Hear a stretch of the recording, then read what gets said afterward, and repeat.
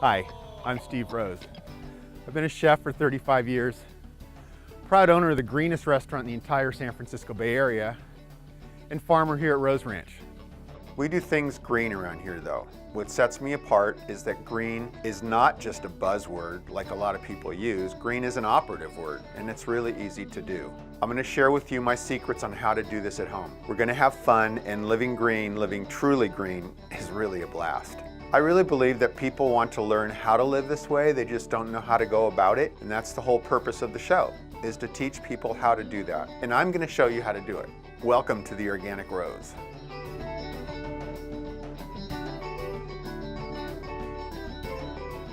I'm standing here with my friend Bill, who's probably the world's best acupuncturist. At least I think so. Thank you, Steve. And I am Bill with Steve, who's probably the world's best chef. So this will be a fabulous show of the best. Nice, yes. Nice. Well, we're going to make a little, just a general healing broth. Get some fire going here. So I'm going to put in some Swiss chard that I just got out of the garden. Beautiful. Different red and the green. Lovely. Swiss chard has a lot of vitamin D and vitamin K, I believe. Oh, what the hell? Let's just put it all in. It's coming along. You know, Steve says something interesting, that there's a vitamin level in here that's been measured. And what I'm representing here today is Chinese food and Chinese cooking. I'm not Chinese, but I've studied it for eons. They had no idea of vitamins or carbohydrates or proteins or fats or biochemistry. It was all done through flavor and smell and just observing the effects. So we know chard is slightly bitter. We say bitter has a mild astringent action. It helps to stimulate bile. It helps stimulate the body to clear waste. Very nutritive. We can look upon and say the chlorophyll and has its benefit to oxygenate the blood. But in Chinese medicine, wouldn't really think about that. They would think more about these kind of broad brushstrokes. So what is the action of the herb and how does it make you feel? Interesting. Yeah. Borage flowers. That's gorgeous. More of the same there. Yeah. Kind of building we would call antioxidant properties of borage. But in traditional medicines, borage was used for all kinds of things, for skin conditions primarily. But yeah. Different salves and different topical ointments and that sort of thing. Sure. Some stinging and oils metal. from the seed can be made. Oh, really? Things like that. Sure. Borage oil, for those of you interested in antioxidants and things like that. It grows profusely in Sonoma County. Yeah. We do really well with it. And we'll go ahead and put some carrot in here. I'm going to put carrot in the sweet category, mildly, particularly when it's just picked. And you'll find it can switch to bitter the longer it sits around. But sweet is curious. I'm sure most people have their relationship with sweet. Some people like it a lot. Some people like it less. In the context of Chinese medicine, we say, well, sweet can have different effects. A little bit of sweet stimulates the digestion, helps promote the peristalsis, the movement of the enzymes, gets it going. A little bit of sweet. A lot of sweet does the opposite. It starts to be harder to process, slows the digestion. So for example, at the end of a meal, there's often a little sweet, a little bit of something. You eat a little tiny bit of ice cream, maybe not so bad. You eat a big bowl of ice cream after your meal, you're going to feel very different. With chocolate sauce and whipped cream on top. Exactly. This is no secret. Not a secret to Chinese medicine for sure. But we'll find this with all of the flavors, that it depended both in terms of who's eating it, what's their constitution, what's their strengths and weaknesses, but also how much. So whatever the flavor or the smell or whatever could have different effects depending how much it's done. Steve is now cut in garlic, which will be added to the broth. Garlic would be considered warm in nature, not necessarily hot like cayenne, but warming. And warming has to do in Chinese medicine with fire principle or the cardiovascular system. It's added to meals to help balance other factors like sweet and salty. It's here to promote metabolism. Warming to the body a little bit will help you digest your food. Too much, again, maybe you'll get restless, difficult sleeping, more dreams, things like that. Interesting. So a question is just, again, quantity. So a little garlic is really good for you. Everybody knows that. a whole lot of garlic. You just have to watch and see how it affects you. You know what I do when occasionally we'll come down with a cold? Oh, and yes. My grandmother used to she would take some fresh chicken stock that she would make Right. and just cook it for a couple hours and then strain the broth off.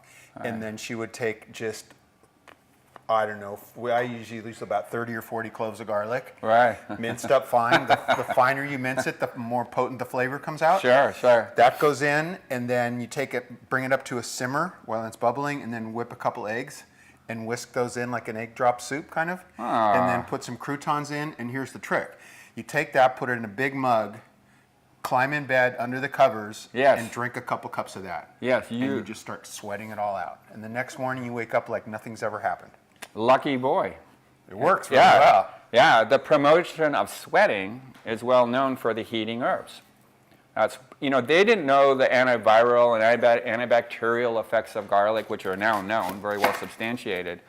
But they did know it promotes what's called diaphoresis, or sweating. So it can be added on the dosage level again to help clear the body of toxin, to promote the sweating, to stimulate the lymph, all of that. So it is for real then. Yeah, of course it's for real. Well, I know it works. And we can look at also something like ginger, which has a very similar effect, which will also promote sweating. Often ginger tea is used with a cold with garlic. If you toast the ginger first, it makes it even sweat more. And so you can augment the herb and kind of tweak it for an established effect you're kind of looking for.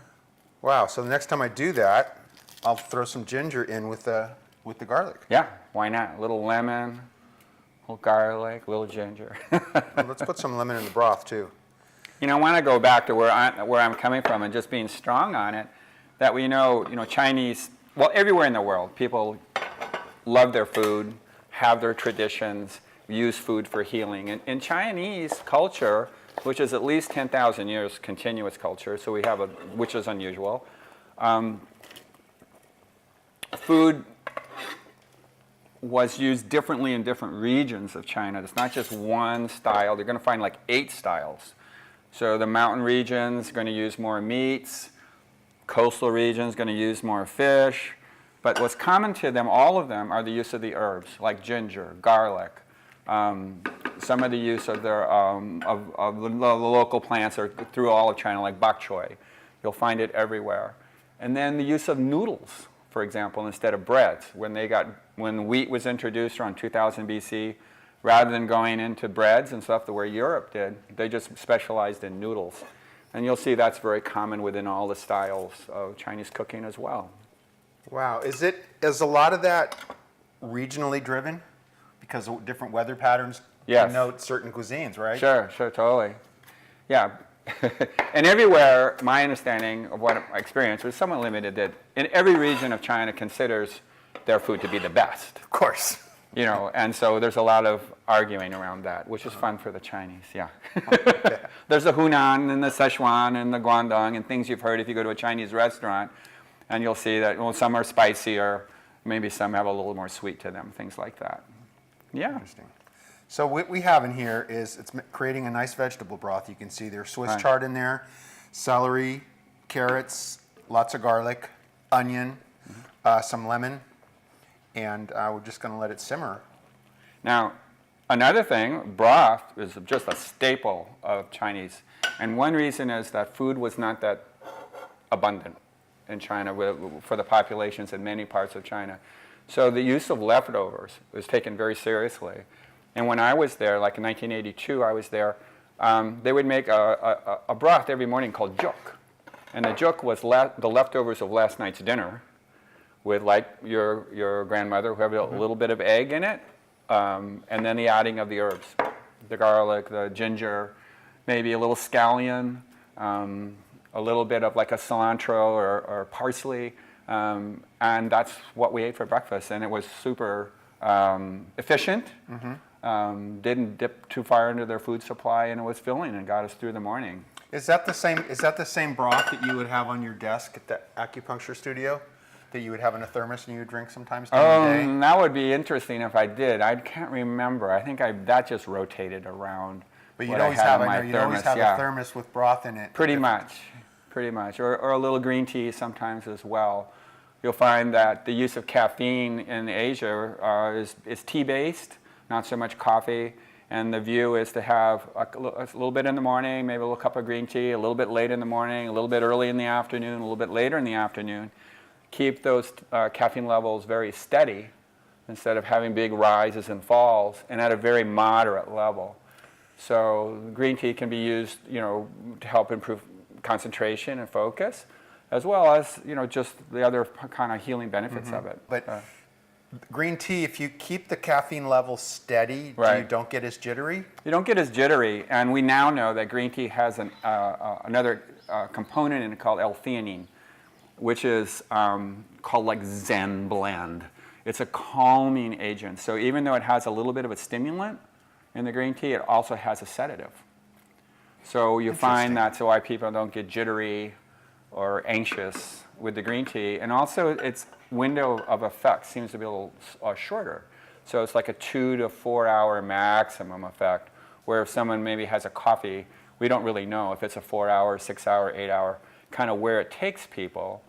And with coffee, it's so strong that the adrenals and other things that kind of regulate metabolism slow down because there's all caffeine on board.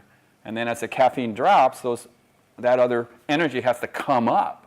And it gets difficult sometimes. And so people start getting these afternoon fatigues or low back pain, muscle spasms, headaches, things like that from the effect of caffeine, which really it's a diuretic, it drives the kidney, and it kind of takes the adrenals and puts them to sleep and then asks them to wake up later. So yeah, getting off coffees, I'm all for that. But doing green tea though? Yeah, sure. And it's just individual. Some people will be affected more than others.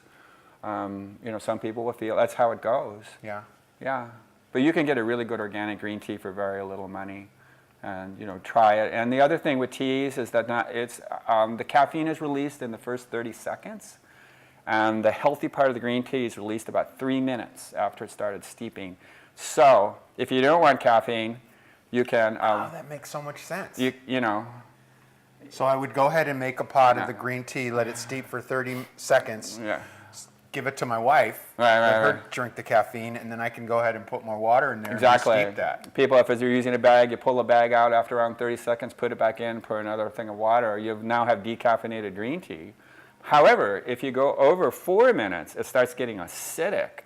So some people say, I can't drink green tea, it's hard on my stomach. Or that's because it was boiled or left too long or cooked it, with boiling water. You want to get it actually before the water is boiling. They say like 170 degrees. It's a really perfect temperature for tea. And then don't let it steep too long. And is that the same with like borage tea and stinging nettle tea and different types of herb teas? No, it's really different depending on the herb. For example, roots tend to be cooked longer, maybe boiled a little bit, like ginger. Okay, ginger, you want to turmeric. kind of put that on a simmer for 20 minutes. Let it cook longer to get the benefit of it. Whereas something that's leafy is much less time. A dandelion root would be longer. A dandelion leaf would be shorter. Got it. Yeah, you treat them a little differently. That makes so much sense. What are some of the benefits of different types of those kind of teas?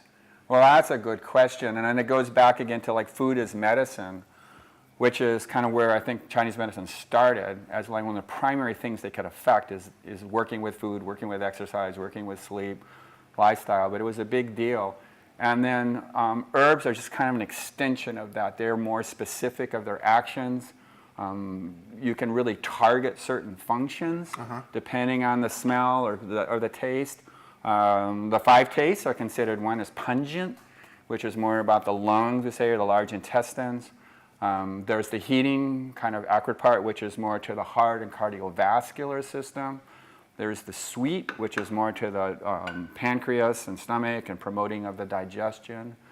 There's salty, which is more to the kidney, balance of water, elimination of the kidney function. And bitter, which is more to the liver, which has to do kind of clearing of waste, promoting clearing of fats, letting things descend. If you're interested, the information on the internet is just extraordinary. I start really simple. I recommend Wikipedia of all things. But you can go there and get a start. Try Chinese cooking, Chinese cuisine, Chinese herbs, start whatever you like, and it'll give all the other categories and options for looking. Get a short area. You can expand from that, and then if someone's interested, go ahead. There's lots of references for text, or if you're lucky, there'll be a local teacher in your area of cuisine where you can go and learn a little bit more on exactly how to do it. Interesting. Did you happen to bring your needles with you today? I did, and I'll preface this a little bit around because acupuncture gets a lot of attention. There's something about it that's really novel in our culture, so people are really interested in it. I think it's becoming more mainstreamed. Obviously, people are used to it. But in Chinese medicine, acupuncture is our last gasp. It's like if we look at the tools of Chinese medicine, which is a preventive medicine, they didn't work well with bacteria, didn't work well with cancers and really serious conditions in that way, life-threatening, but they're very good at maintaining health and preventing disease. That's what it was based. So the number one part really was nutrition, getting clean food, not overeating, not eating late at night, all these kinds of factors. And then there's exercise, and then there's things like meditation and Tai Chi, and things that cultivate calmness and centeredness, and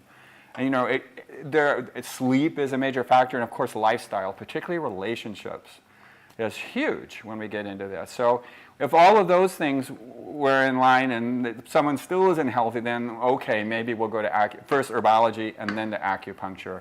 Acupuncture was really looked upon as kind of an intrusive, invasive, make an impact, get the body to wake up and start to see what patterns it can let go of, allow new patterns to emerge. It works with what's called homeostasis, which is there's nothing on the needles, there's no drugs, there's no herbs, there's no nothing. It just helps the body to wake up and then re-regulate and see how it can move toward health, maybe for some habits that have developed in the body that have become really affecting the ability to digest, assimilate food, eliminate waste, things like that. As an acupuncturist, we have to diagnose before treating. It's basic, right? But how we diagnose in Chinese medicine is very different than Western medicine. I'm not doing lab tests.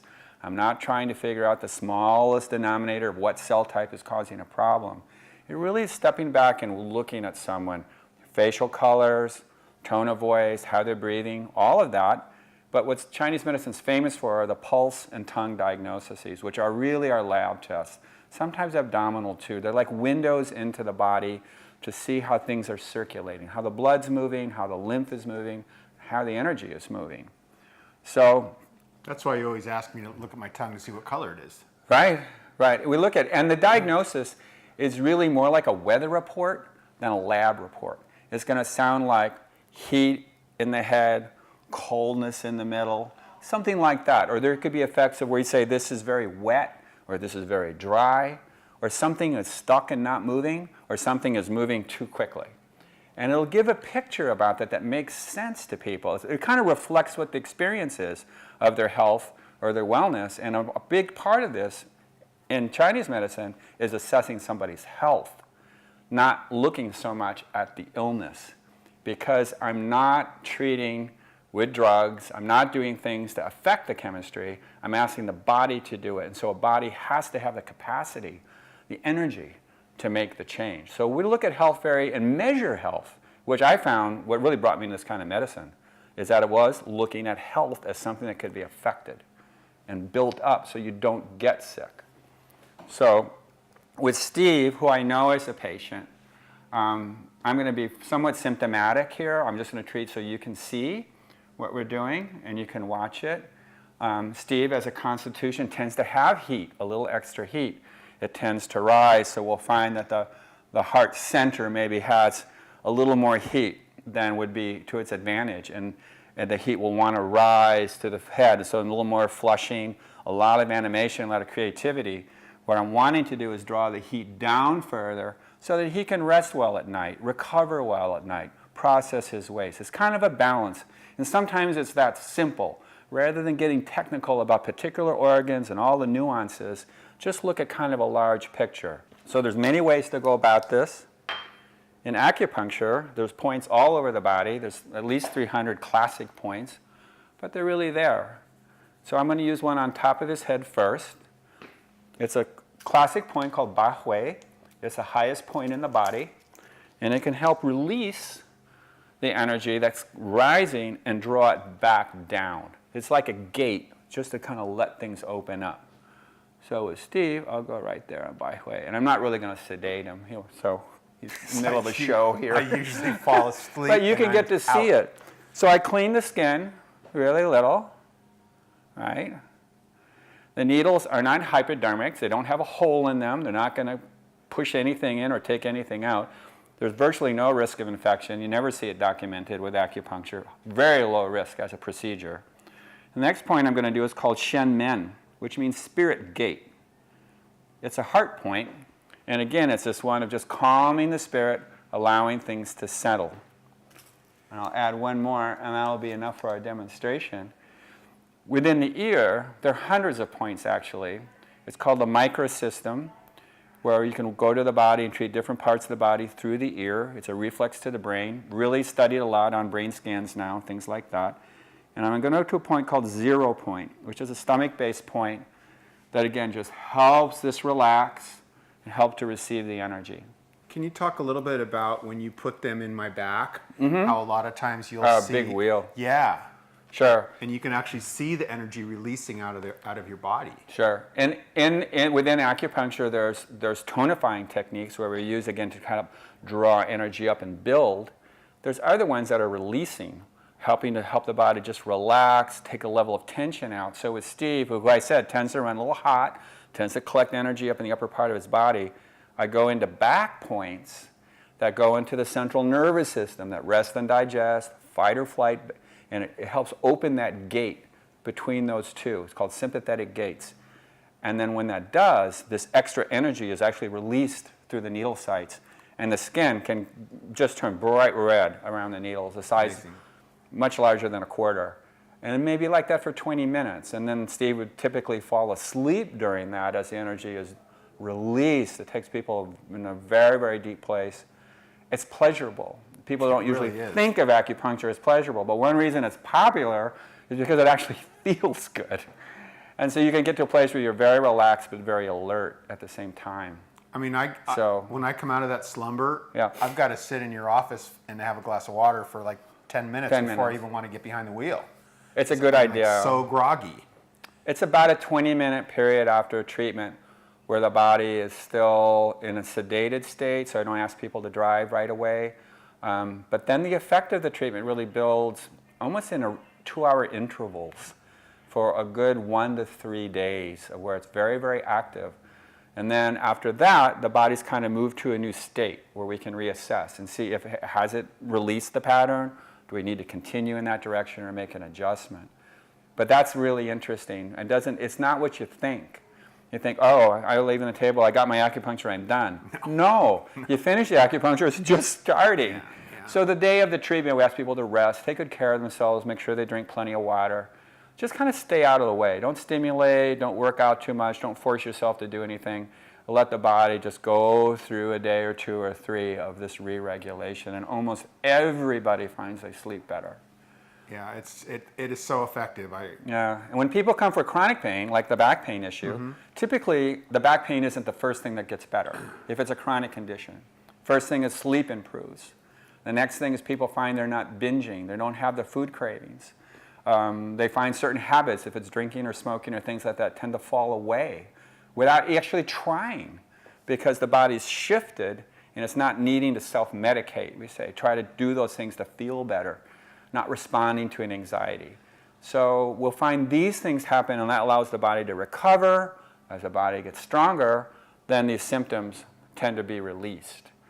So the treatment of somebody with back pain who is really exhausted would be very different from someone who has back pain but is very wired and stressed.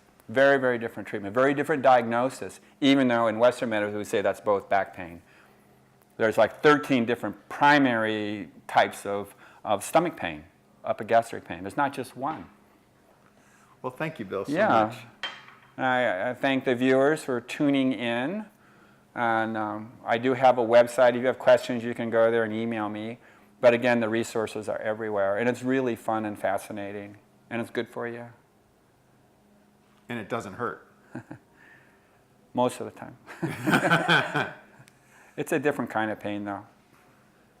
There we go. But all you feel is just like that. That's all you feel, just a little tap, and it's in. And There's no pain involved whatsoever. Thank you for having me. Thank you, my friend. Look forward to the broth. Yes, yes, for sure.